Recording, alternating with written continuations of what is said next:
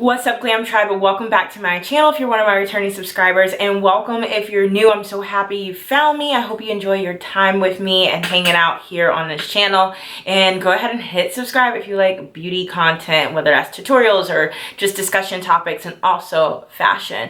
This is your tribe, I promise you.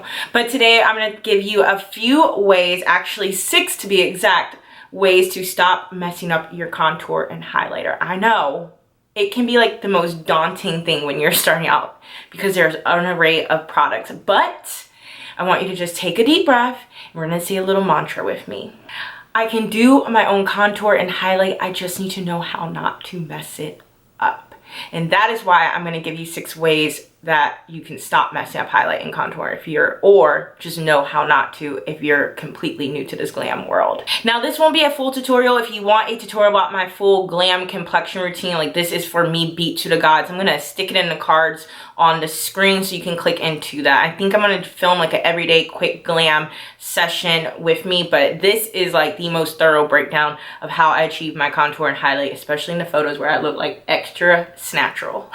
Also, for these tips, I have a free guide for you to download and have with you. You can literally have it on your phone with you when you're doing your makeup so you can remember these rules and keep me right close to you while you're glamming. All you have to do is go into the description box down below, click onto the link free guide for highlighting and contouring, and go to the next page, give me your email, and I'll send that over to you.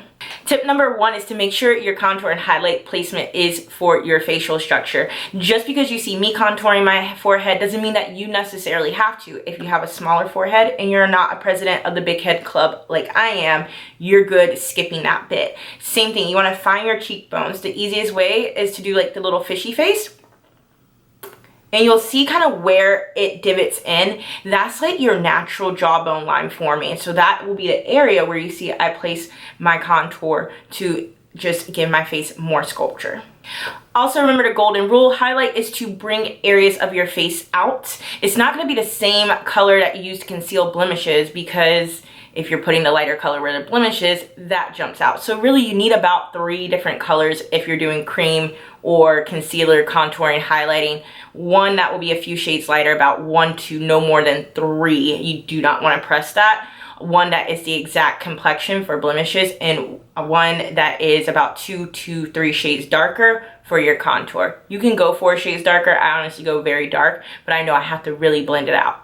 And contour is for areas you want to minimize or sculpt or add depth. So that's why I'll hit the hollows of the cheekbones, along the jawline, the forehead, the nose, and really give my face a little bit more structure. The second tip is you want to be able to choose the right shades in any formula. So like I was just saying with the cream contour, you don't need to go extremely light. If you do, it's going to flash back in the camera when you take photos or just appear really off in person. You can totally avoid that by just sticking to those golden rules that I said with the cream contour. If you're going brighter, you don't want to go more than 3 shades lighter than your complexion and 2 to 3 shades darker for your contour. Also, you want to be mindful of your undertones. With contouring, you're usually going for a cool to neutral undertone. I do end up layering a bronzer over it, but again, that's an extra step that I like to add a little more warmth back to my skin. But you do not want to go so heavy with your contour in a warm shade of a bronzer, because again, it can just look odd and unnatural. Tip number 3 is to stop using so much product, you guys.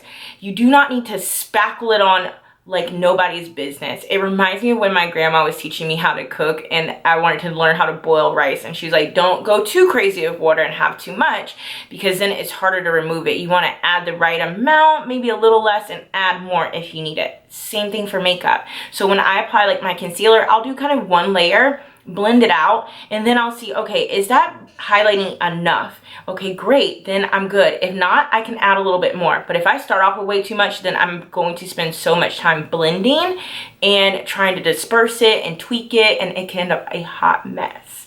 Same thing goes for contour. I'll add just a little bit and blend it down, because if you put too much in this area, again, it just is too much. And tip number 4 is to make sure you're using the right tools. I cannot stress this enough. I like to use a combination of brushes and a beauty sponge or beauty blender per se, because I think it gives you everything you need to create an airbrush and seamless finish. So for instance, I'll blend out my contour with a dedicated contour brush because it fits my face structure very well and can get the product exactly where I need it so it doesn't end up all over the place.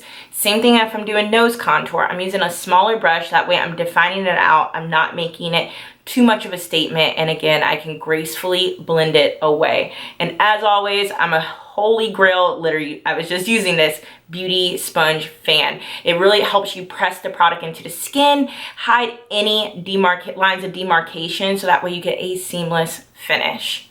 I'll link some of my favorite tools down below in the description box as well, like the ones I just showed you.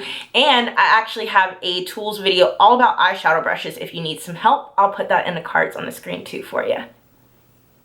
So tip number 5 is understand if you're going for the matte highlighted look or the dewy. Both can give either a very nice natural or artificial effect, but just know what you're going for. Sometimes on the daytime, I'm going to go a little bit more matte, especially if it's a little bit more of a conservative setting. However, when I want a really amped up highlighter look, I'm usually going for a full glow dewy effect. Like literally my skin is beaming like crazy.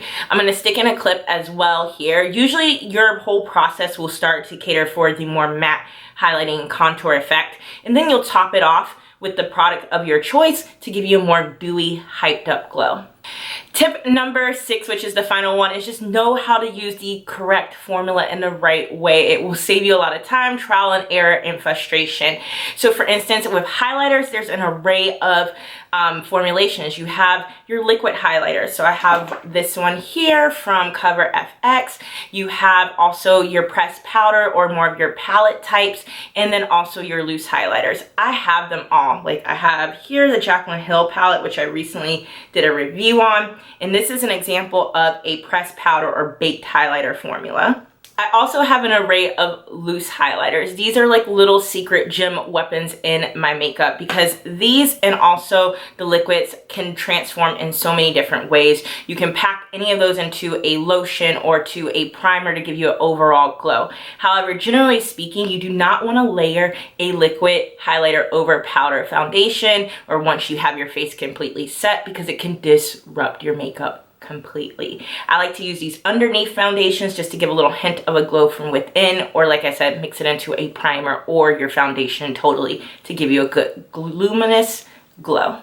Now, when it comes to cream formulas that I can use for highlighting or contouring, I'm going to always set them with a powder. That way they stay nicely and locked in place. Again, I'm doing the cream liquidy first and then setting with a powder on top, so that way nothing is disrupted.